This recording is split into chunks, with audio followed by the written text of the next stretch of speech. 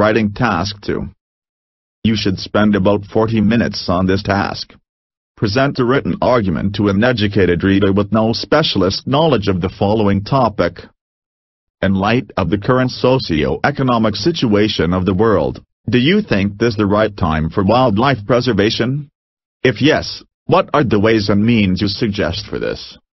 Give your opinion in no less than 250 words. Model answer.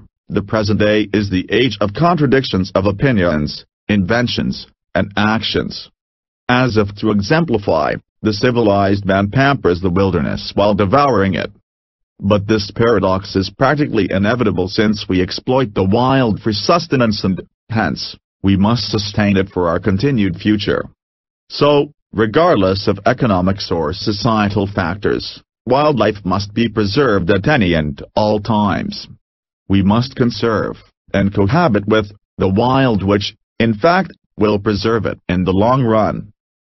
It is true that for us to survive we must exploit the environment and all life in it. So preservationist campaigns that suggest leaving the wilderness alone or becoming a part of it has not been so popular and viable. A wiser approach is conservation, using the God-sent resources sparingly like fiscal savings. Being wasteful, in any facet of life, is reproachable, and same goes for wildlife. If we exploit nature only so economically that we obtain our nourishment while keeping her so sound that she continues bearing fruit, we will be best off, as not only us, but also generations to come will have sustained this way.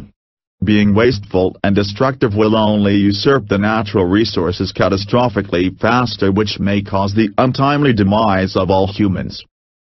Also, if we keep the spirit of harmony and learn to cohabit with wildlife, all may live.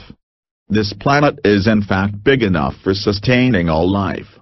So, being destructive to that which does not fight back is foolish, especially when the non-aggressor is our sole source.